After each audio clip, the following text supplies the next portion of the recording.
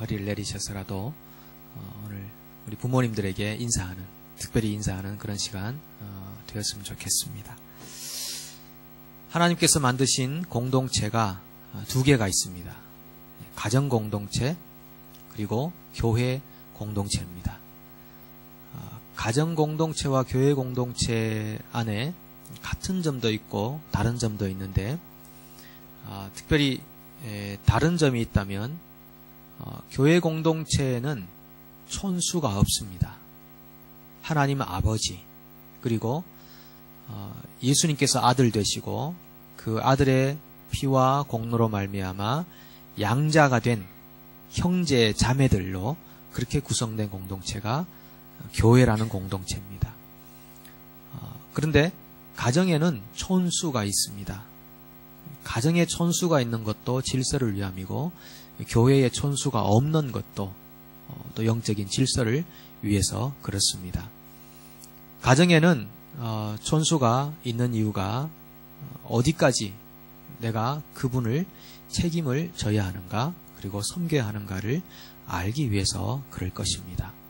어느 정도 가까운가를 알아가는 거죠.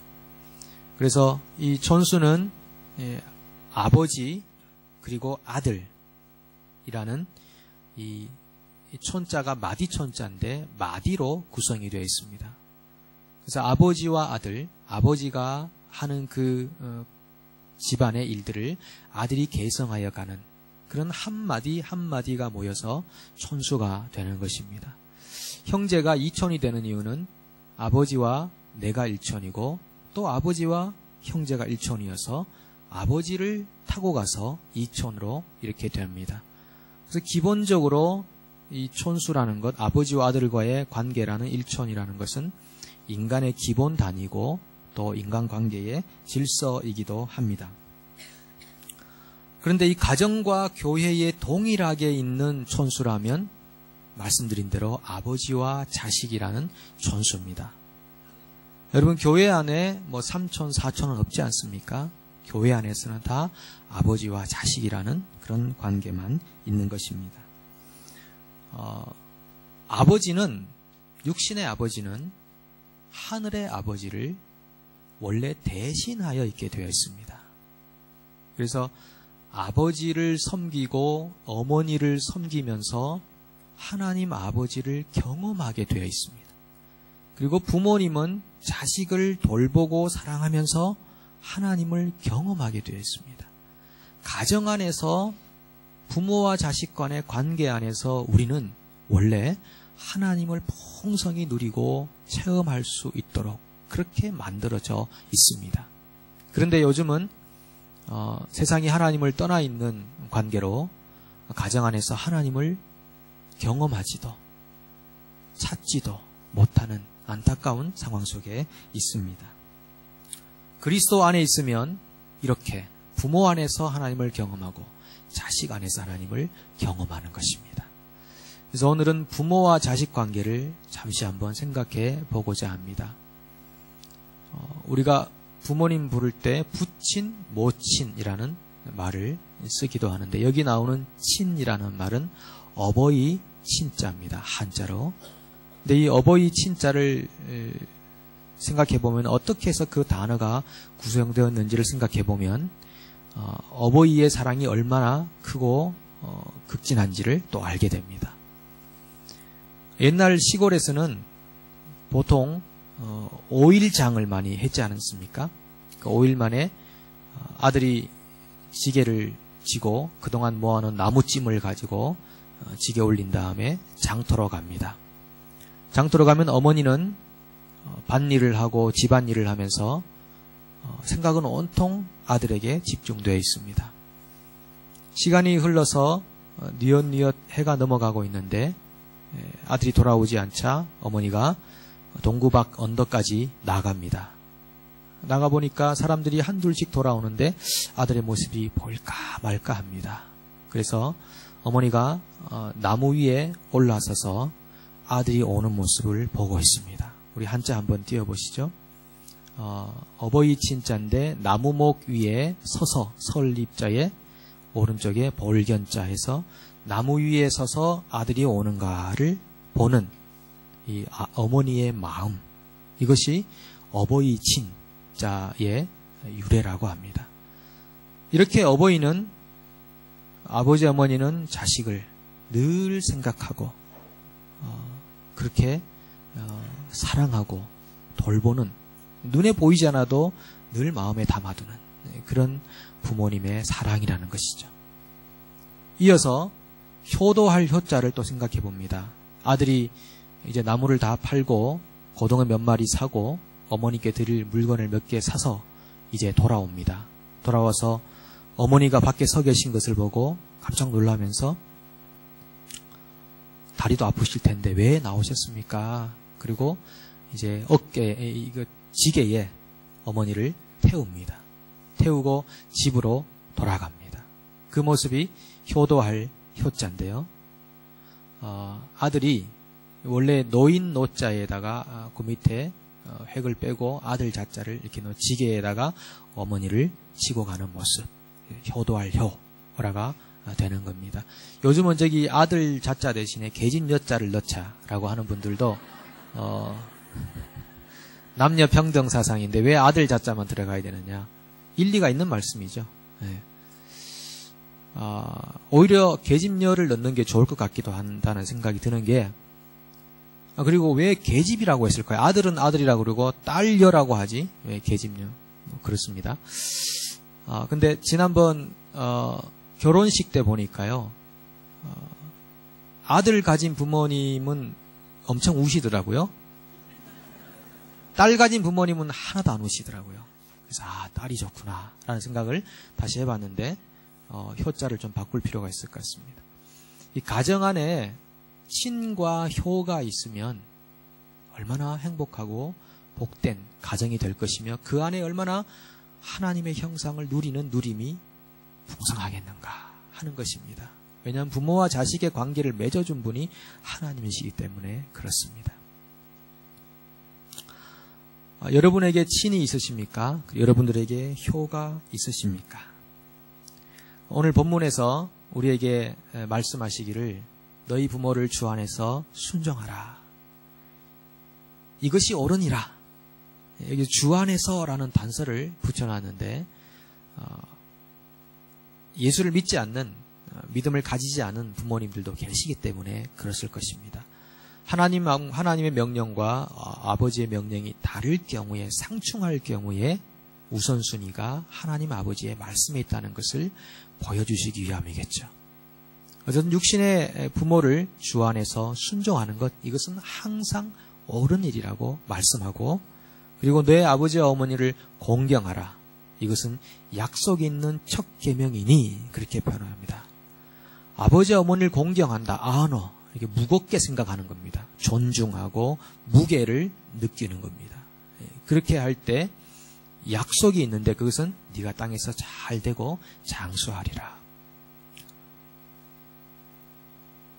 그건 너무나 당연하고 지극히 옳은 말씀인 것 같습니다. 왜냐하면 한 자녀가 부모님을 존중하고 무겁게 대하고 신중하게 대한다는 것은 인간관계의 기본인 아버지와 어머니를 그렇게 대한다는 것인데, 그렇게 기본이 된 분이 밖에 나가서 다르게 행동하겠느냐는 것입니다. 그리고 부모를 그렇게 공경하지 않는 사람이, 기본이 안 된 사람이 어떻게 밖에 나가서 사회에서 또 충실하게 인간관계를 맺겠느냐는 것입니다. 그러므로 부모를 제대로 공경할 줄 아는 사람은, 효하는 사람은 당연히 잘 되게 되어 있습니다. 세상 안에서 모든 관계를 그렇게 맺기 때문입니다. 많은 경우에 우리가 이 땅에서 잘 된다라고 할 때 사람을 통해 주어지는 경우가 참 많이 있습니다. 관계 안에서 되어지는 경우가 참 많이 있습니다. 그래서 부모님과의 올바른 관계, 공경과 순종의 관계가 되면 사회에서 당연히 잘 되고 땅에서도 장수하는 것, 그건 하나님의 창조 원리와도 같은 것입니다. 여러분, 부모님께 순종하시고 공경하셔서 땅에서 잘 되고 장수하는 그런 복이 임하기를 소망합니다. 어떻게 하면 우리가 부모님을 잘 공경하고 그리고 순종하는 삶을 살 수 있을까요? 조선일보에서 50대 중장년층 이상의 205명에게 설문조사한 내용이 있는데요. 결과를 저희가 말씀드리겠습니다. 부모님들에게 여쭤보는 거죠. 어버이날 때 무슨 선물을 가장 받고 싶습니까? 여러분 무엇이겠습니까? 현금입니다. 두 번째는 임플란트랍니다.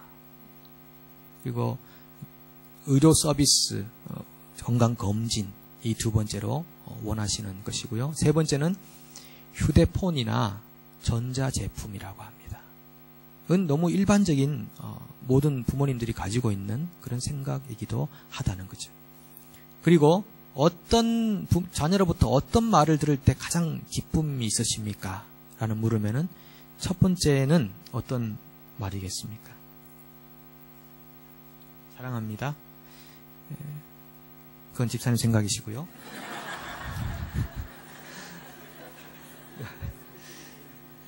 잘 키워주셔서 감사합니다. 라는 말이랍니다. 이거 50대 이상의 부모님들이 대답합니다. 잘 키워줘서 감사합니다. 그리고 두 번째는 저희 걱정은 마시고 이제는 부모님을 위해 사십시오. 라는 말이랍니다. 그리고 세 번째는 오래오래 건강하게 사십시오. 그런 말이라고 합니다. 오늘 여러분들 부모님들이 듣고 싶어 하시는 말씀 많이 하십시오. 네, 많이 해주십시오. 그리고 평소에 자식들에게 상처받는 말은 어떤 겁니까?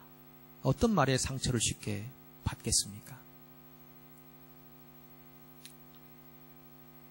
여러분들은 어떠세요? 신경 쓰지 마세요. 그건 또 집사님의 생각이십니다. 예. 아버지하고는 말이 안 통해요. 어머니하고는 말이 안 통해요. 이게 굉장히 서운하고 상처가 된다는 말입니다. 두 번째는 요즘은 워낙 이렇게 기계나 이런 휴대폰들이 많이 나오잖아요. 그래서 아이고 아버지 이것도 못하세요? 어머니 이것도 못하세요? 이런 말들이 상처가 된다고 합니다. 그리고 세 번째는 바빠서 못 찾아뵙겠습니다. 라는 말이 상처가 된답니다. 아무리 바빠도 한번 찾아볼 시간은 있을 텐데 다른 유흥생활은 다 하면서 못 찾아오느냐 이제 그런 이야기가 되시겠죠. 그렇다면 여러분 믿는 부모님들이 자식들에게 바라는 제1순위는 무엇이겠습니까? 뭐 다른 것 아닐 것입니다. 예수 잘 믿는 것일 것입니다.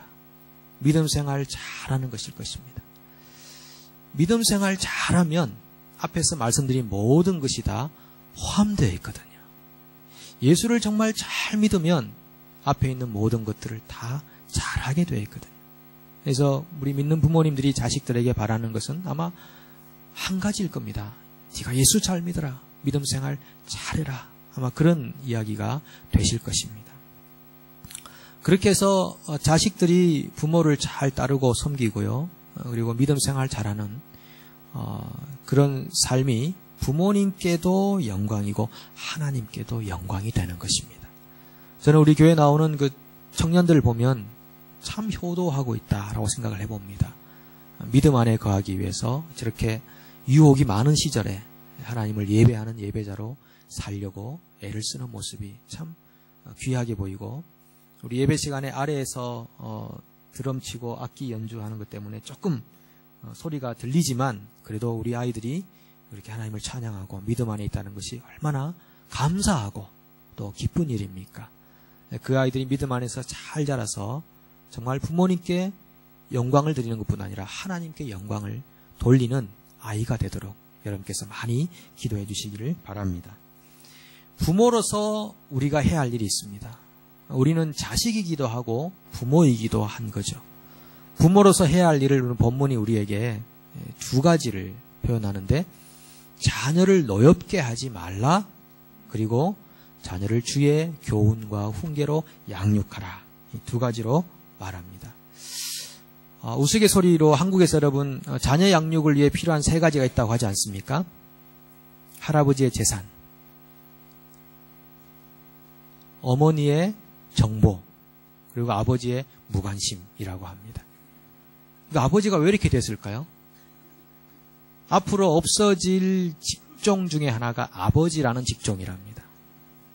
아버지라는 이제 위치는 사라진다라는 그런 얘기인데 왜 그렇게 되어버렸어요? 아버지가 무관심하면 아이가 잘 된다. 그렇게 아버지 부재의 시대가 되고 있다는 건데 그건 사실 인류의 재앙이나 마찬가지입니다. 아이 키우는 아버지, 이 키우는 어머니라는 책이 있듯이 부모가 감당해야 할 자녀 양육을 위해 감당해야 될 역할이 다 있음에도 불구하고 아버지의 자리가 상실되고 있다는 것은 참 옳지 않은 세상의 모습인 것 같습니다. 그래서 이 성경이 우리에게 부모의 역할을 말씀해 주시면서 자녀를 노엽게 하지 말라라고 먼저 말씀하시는데요. 왜 이 말씀이 나왔냐 하면 로마 시대에는 부권 제도라는 것이었습니다. 아버지 중심의 제도인데 아버지에게 얼마나 큰 권한이 부여됐는가 하면 자녀가 평생 사는 동안 자녀에 대해서 뭐 노예로 팔든 죽이든 살리든 어떤 권한도 다 부여해 놓았었습니다. 그래서 자녀가 혹 몸이 안 좋거나 장애가 있거나 그러면 버려보기도 하고요. 노예로 팔기도 하고 사형에 처하기도 하고 그런 일들을 아버지가 많이 행했었습니다.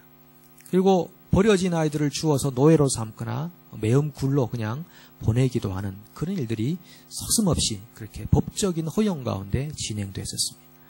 그래서 그리스도인들에게 하나님 말씀을 증거하면서 사도 바울이 말하기를 너희 자녀를 노엽게 하지 말라라고 하는 것입니다. 자녀가 너희 소유가 아니다. 하나님의 소유다라고 말씀하는 것입니다. 저는 몇 년 전에 한국에서 길을 걸어가다가 끔찍한 장면을 목격한 적이 있습니다. 엄마하고 아들이 걸어가는데 엄마가 그 큰 손으로 아이의 머리를 얼마나 세게 때리는지요. 제가 막 가슴이 너무너무 저려오더라고요. 밤에 잠을 잘 못 잤습니다. 그 맞은 아이가 받을 상처를 생각하니까 그건 인격적인 대우가 아닌 겁니다. 그냥 짐승보다 더 못하게 아이의 머리를 세차게 때리는데 어떻게 저렇게 엄마가 자식을 저렇게 때릴 수 있나. 지금도 생각하면 막 가슴이 뛸 정도. 그런 부모님들이 있다는 거죠. 그러니까 아이를 자기 소유물보다 더 생명 없는 마치 그런 물건처럼 취급하는 거. 이거 정말 해서는 안 될 일이죠. 그리고 어떤 경우는 자녀에게 너무 많은 기대를 하는 경우가 있습니다. 자기가 못 이룬 꿈을 이루기 위해서 자신의 욕망을 아이에다가 심어놓고 그리고 아이가 그렇게 되기를 바라는 마음으로 아이를 달달 볶는 그런 일들이 있습니다. 우리가 잘 구분해야 되는데 아이가 공부를 안 해서 못하는지 못해서 안 하는지를 잘 구분할 필요가 있습니다. 많은 경우에 못해서 안 하는데 안 해서 못하는 줄 알고 계속 아이를 볶는 것입니다. 그래서 자기가 못 이룬 꿈을 아이로 통해 실현하려고 하는데 그런 경우는 자녀를 노엽게 하는 경우입니다. 자녀를 정말 내 소유가 아니라 하나님의 소유로 인격체로 존중하면서 함께 살아가야 하는 것이 부모의 자세며 역할이라는 것입니다. 그렇게 자녀를 노엽게 하지 말고 한 가지 하라. 그것은 주의 교훈과 훈계로 양육하라라는 것입니다. 파이데이아라는 말과 누테시아라는 말로 쓰여졌는데 이것은 보상과 책벌을 반복하는 훈련을 시키라. 그리고 권면하고 말씀으로 격려하라. 그런 뜻이 종합되어 있습니다. 마틴 루터가 말했습니다. 종교개혁을 일으킨 루터가 말하기를 아이에게 채찍을 삼가하면 아이를 버리게 된다. 그런데 그 채찍 옆에다가 사과를 두었다가 잘할 때는 사과를 주어라. 이렇게 표현했습니다. 그러니까 보상과 책벌을 잘 해줄 필요가 있다는 것인데 그만큼 사실 자녀 양육이라는 것은 쉽지 않다는 것을 우리에게 말씀해 주시는 것입니다. 교양과 훈계로 양육하라. 이것은 종합하면 한마디로 하나님의 생명과 진리의 말씀을 아이에게 먹여주라는 것이겠죠. 하나님의 말씀이 자녀에게 제대로 소화가 되면 하나님을 만나게 되고 부모가 하지 못하는 모든 영역들을 하나님께서 대신해 주시기 때문에 그런 것입니다. 어떤 일보다도 자녀들에게 하나님의 생명의 말씀을 증거해 주는 것, 말씀 안에서 하나님을 만나는 훈련들을 쌓게 해주는 것, 그것이 우리 부모가 해야 할 중요한 일일 것입니다. 사랑하는 여러분, 오늘은 가정의 달을 맞이해서 우리 부모와 자식의 관계에 대해서 그리고 부모의 역할에 대해서 함께 말씀을 나눴습니다.